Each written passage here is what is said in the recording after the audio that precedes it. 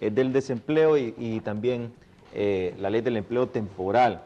Justamente me dio curiosidad ver la estadística del INE que dice de que tarda más una persona, una mujer del sexo, una persona de sexo femenino en encontrar una colocación. Se habla de casi 4 meses para una mujer y un poco menos de 3 meses para un hombre para encontrar un puesto de trabajo. Entonces se está hablando de que hay discriminación todavía en el sector laboral hacia las mujeres, eso por un lado. Por otro lado, estábamos hablando de que estos empleos de restaurantes o esos empleos que son tradicionalmente para personas que están estudiando y como nos explicaba el abogado, son personas que no tienen la idea de quedarse trabajando por toda su vida y hacer una carrera en ese lugar. Si uno ve las cifras, las personas que logran estudiar, ya sea en una escuela pública, en nivel nacional, es muy reducido. Las personas que logran terminar después de las huelgas y con la clase de educación que se está 100 años de atraso, como dice la UNESCO, a Panamá y Costa Rica, si le quita, pues se reduce todavía aún más las personas que logran graduarse de la Universidad Nacional Autónoma. Y las personas que logran tener un posgrado, pues es casi ya un 1.5% o quizá un poco menos de la población. O sea que es un sector realmente pues especial y que son muy afortunados los que logran desarrollarse. Pero aún así, con todo ese esfuerzo, aún así eso no le asegura de que inmediatamente vaya a ser colocado a un puesto de trabajo de acuerdo a su capacidad o a sus estudios. Puede quizá llegar a ser empleado, pero no con las condiciones que amerita ya sus estudios. Entonces, por un lado, las personas del sector empresarial exigen maestría, límites de edad, de sexo, una cantidad de requisitos importante para un puesto de trabajo que a fin de cuentas está mal pagado, no de acuerdo a lo que se pide. Y las personas que viven de un salario mínimo, por ejemplo, es imposible que tengan la posibilidad de llegar a desarrollarse de esa manera si no es con un gran esfuerzo, Y por eso muchas personas optan por la educación privada. Entonces, esa es una realidad muy difícil, 1,5 millones de personas desempleadas. Esto pues ya se puede relacionar con otros problemas como la inseguridad, personas que quizá se ven desesperadas porque no encuentran trabajo, optan por lo más fácil que es ir a robarle el teléfono a alguien o ir a robarle la billetera, aprovechándose de robarle el teléfono a alguien que sí le costó y pues gastó quizá una gran cantidad de dinero para obtenerlo y venga alguien pues rápidamente se lo arrebate. Pero son las condiciones de la sociedad que así están en nuestro país y son muy difíciles y sin duda alguna pues debe prestar atención el gobierno con medidas más drásticas como la generación de empleos y atracción de la inversión. Se está hablando ahora de las ciudades modelos, pero sin duda alguna todavía hay más preguntas que respuestas. Y eso, como nos decía Daniel Durón, que aquí las cosas, la excepción a la regla la regla más bien se convierte en la excepción, entonces preocupa porque no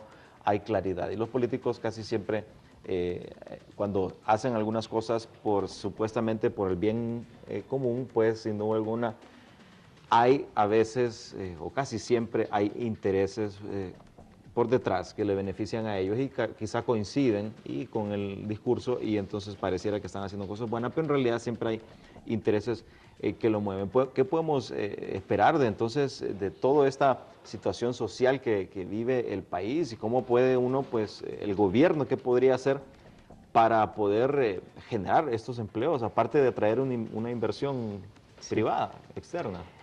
Bueno, en cuanto a la pregunta, ¿qué esperar? Pues lamentablemente creo que la respuesta es nada bueno, lamentablemente.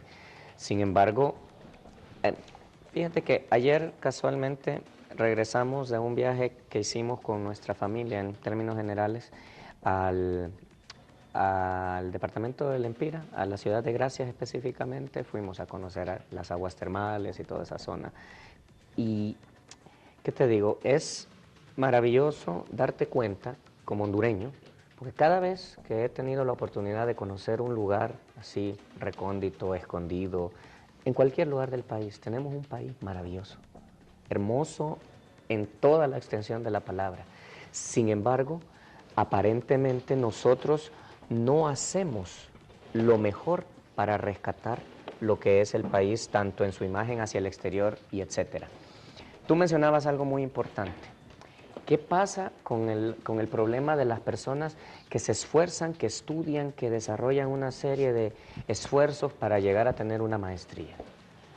Dolorosamente tengo que reconocerlo como hondureño, que los niveles que tenemos de educación son tan pobres que a veces, aunque tengamos un estudio de posgrado, no nos alcanza para nivelarnos a otra persona que viene de otro país. Y eso es lo que está pasando. Tú encuentras que cada vez más profesionales se van quedando fuera de la esfera de actividades. ¿Por qué razón? Porque simple y sencillamente vino un extranjero que es mucho más competente, que tiene mucho más deseo de trabajar, muchas veces viene mucho mejor pagado, pero la pregunta es ¿por qué le pagan bien? Yo pensaría que realmente le pagan bien porque su trabajo tiene mucho más valor que el que realizaría cualquier hondureño. Y eso es una dolorosa realidad que tenemos que cambiar. ¿Cómo vamos a tener una base de desarrollo adecuada si ni siquiera los niños están recibiendo la cantidad de horas de clase que debiesen de recibir? Y repito, no lo digo con el afán de atacar al magisterio en este momento, porque no se trata de atacar. Se trata de poner sobre la mesa las realidades de lo que está ocurriendo, cómo eso está socavando todas las bases de la sociedad y nos está llevando a un camino en donde nos vamos a destruir totalmente como sociedad. O vamos a terminar siendo conquistados de una manera más pacífica. Porque antes vinieron los españoles hace más de 500 años con arcabuces y cosas a someter a unos indígenas y ahora están viniendo personas con un título que está realmente respaldado por una serie de conocimientos y nos van eliminando cada vez más, cada vez más, cada vez más. Tú ves que en las grandes cadenas de supermercados ya es raro que tú encuentres un profesional que sea local.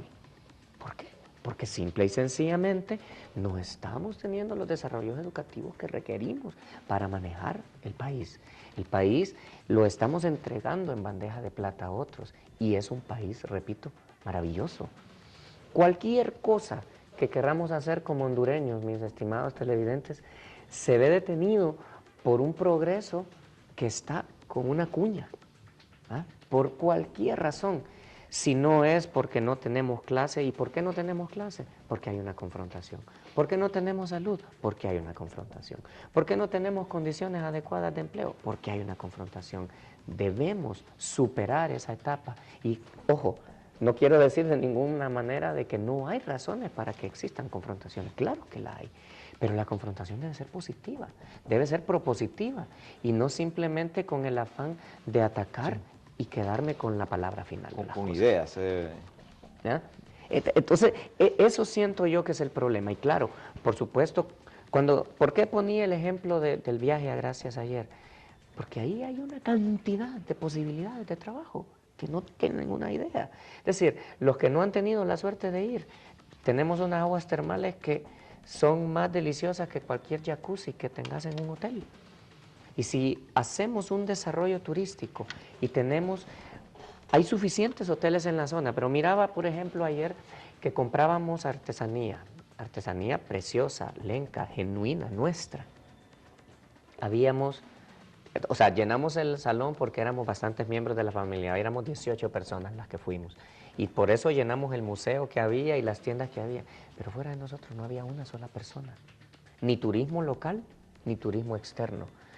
Y hago un parangón, hace unas semanas, 3 semanas aproximadamente, estuve en Costa Rica por un viaje de trabajo y nos llevaron a un lugar fuera de la ciudad, con el respeto a los amigos costarricenses. El pueblo al que fuimos era precioso, pero nada que ver con la belleza local que teníamos en el lugar al que fuimos nosotros el día de ayer, pero allá estaba lleno de turistas y aquí no. ¿No? Entonces, cuando vemos un ejemplo tan sencillo, yo pensaba, por ejemplo, nosotros compramos unas cosas de alfarería muy bonitas y compramos más o menos de los 18, 3, 4 personas compramos.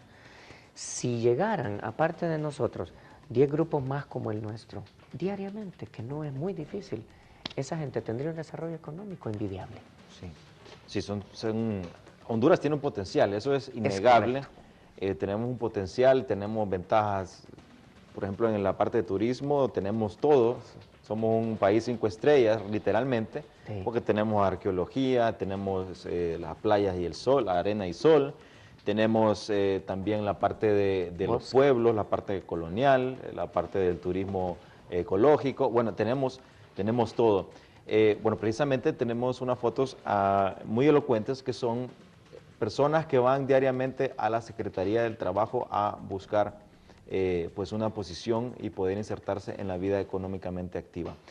Con respecto a la situación que nos estaba mencionando, que personas que se preparan lo mejor que se pueden, hasta nivel de maestría o quizá más allá, no son empleados como lo amerita su profesión o su nivel educativo, y a veces son sustituidos por personas en el extranjero, pero también a veces la preparación inclusive juega en contra, porque si se aplica para un puesto, la persona que lo está leyendo está leyendo el currículo, a ver, bueno, dice maestría en España, doctorado, y lo desecha, Sobrecalificado. muy caro dice, Sí. muy caro, no lo vamos a pagar.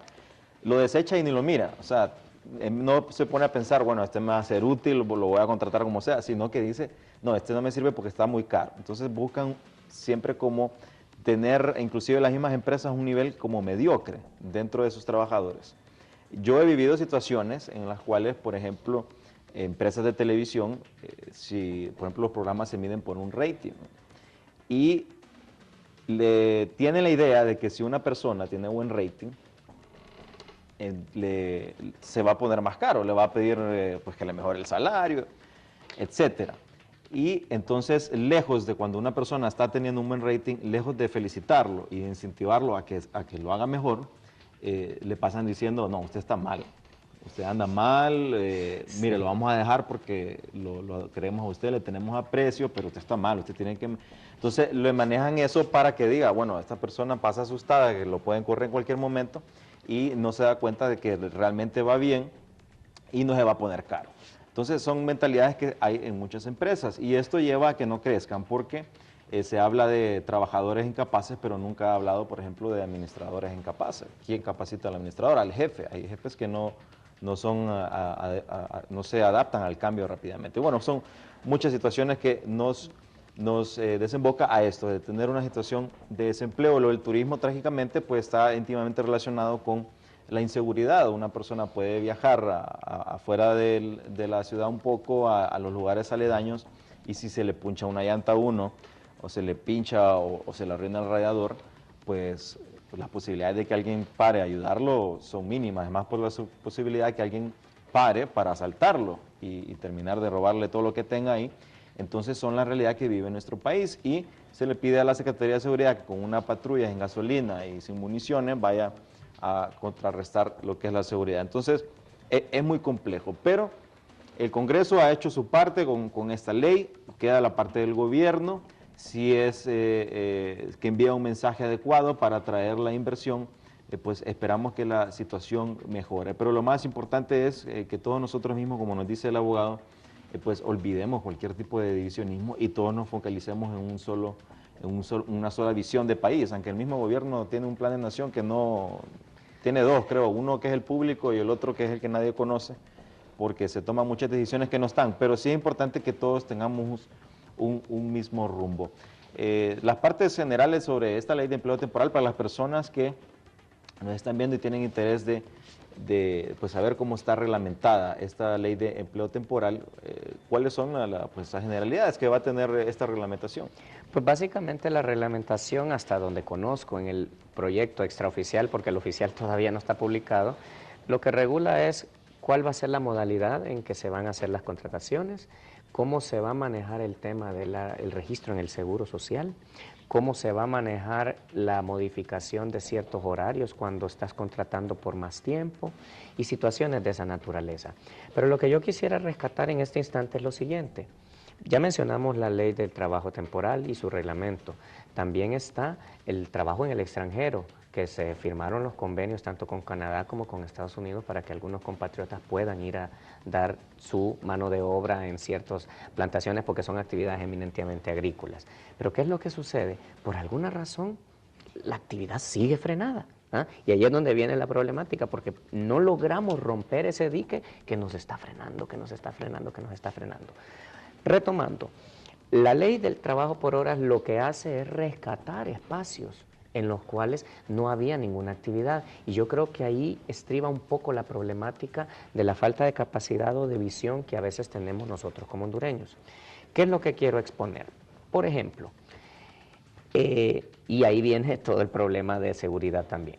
Digamos que McDonald's, Burger King, Popeyes o cualquier restaurante en el que tenemos ya una base de empleo permanente que está funcionando y por X razón, ya sea por costos directos, por costos indirectos o lo que sea, yo tengo que cerrar ese restaurante a las 10 de la noche. ¿Ok? ¿Qué pasa? Yo perfectamente, si elaboro un plan de actividades adecuado, yo puedo contratar 3, 4, 6, 8, 10, 12 personas para tener actividades después de las 10 de la noche y posiblemente no cerrar el restaurante en las 24 horas.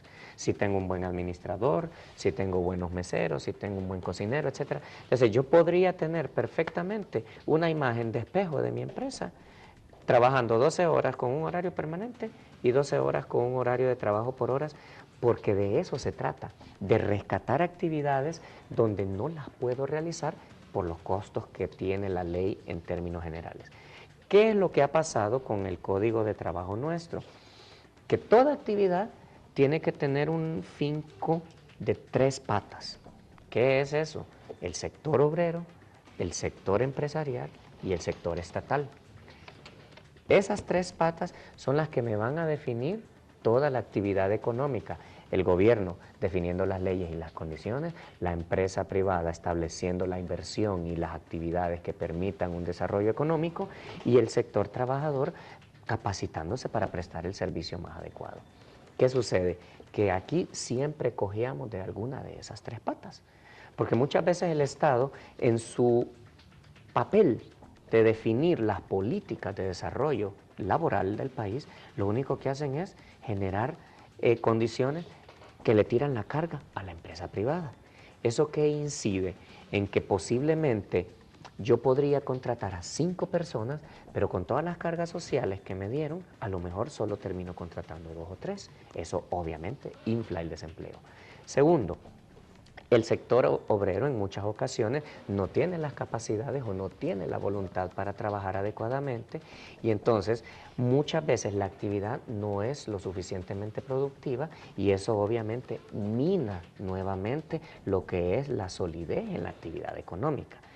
Muchos dirán en este momento, ¿está defendiendo a la empresa? No es el punto, porque el punto al final es que si la empresa se ganó 1.000.000 de lempiras, y con la misma actividad bien hecha se pudiera ganar 10, seguramente el empresario va a ganar mucho más. Nadie lo va a discutir, para eso invierte.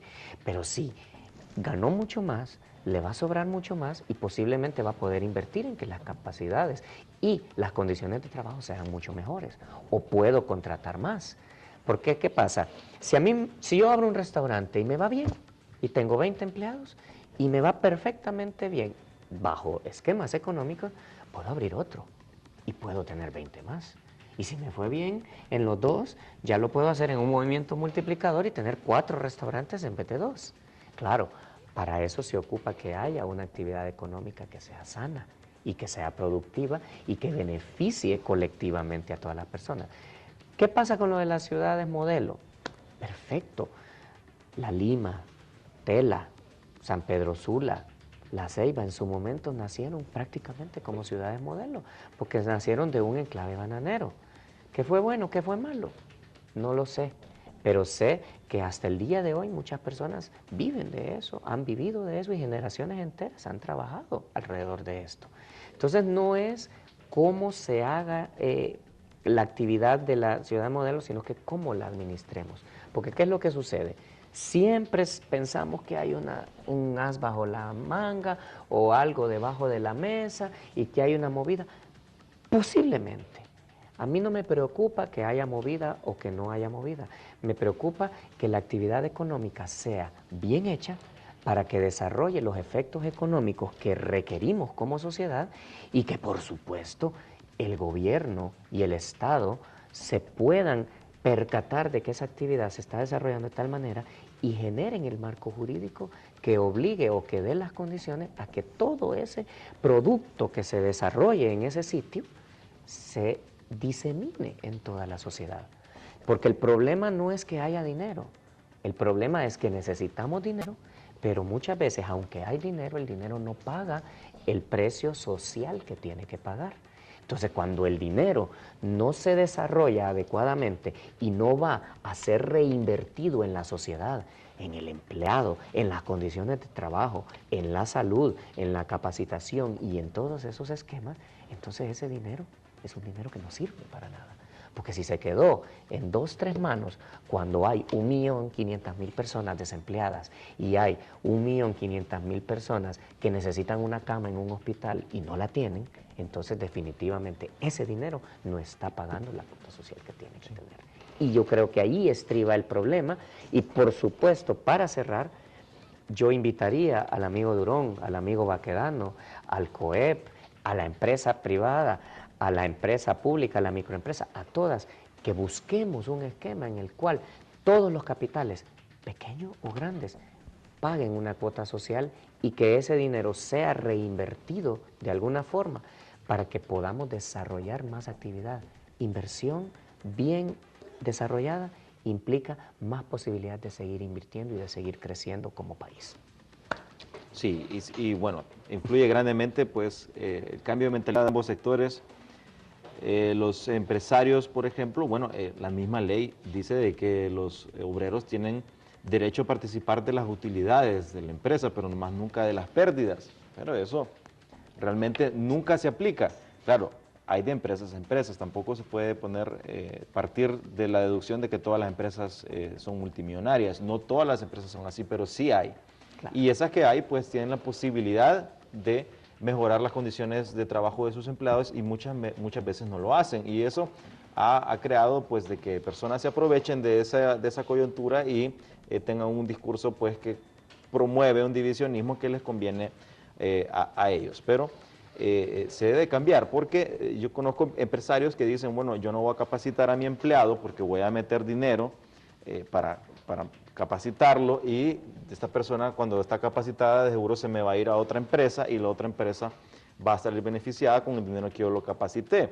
Entonces no lo hacen partiendo de esa idea y ¿qué es lo que pasa? Ese empleado que se queda 10 años en la empresa donde está y nunca mejora su productividad porque no es capacitado. Entonces ni pasa lo que dice de que se va a ir a otro lado, ni se aprovecha él de mejorar a su empleado. Entonces se queda una mediocridad increíble en el cual pues no se traduce en una mejor producción de la empresa y ni tampoco fomenta el desarrollo pues profesional de las personas. Entonces así no se puede crecer, se debe de fomentar, de que se capacite a las personas para que tengan una mejor productividad y las personas que son capacitadas dentro de una empresa, que ya o no, pues quieren más a su empresa al tener mejores condiciones de vida y trabajan con más cariño y más amor y no lo ven como un esclavismo, que van a estar pues todo el día esperando que sean las 5, solo para que sean las 5 e irse, ¿no? En vez de estar trabajando todo ese tiempo, por un lado. Por otro lado, también los trabajadores tampoco pueden esperar de que vivir, o sea, sin crecer profesionalmente, sin crecer en la producción y mejorar en sus capacidades, pues estar constantemente esperando mejoras y mejoras y mejoras y planear vivir toda la vida de esa forma con el mismo puesto haciendo lo mismo.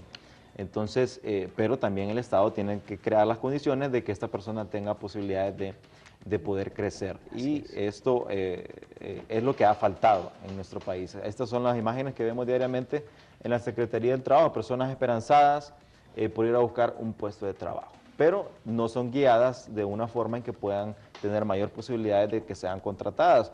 Cosas elementales como por ejemplo redactar su propio currículo vitae.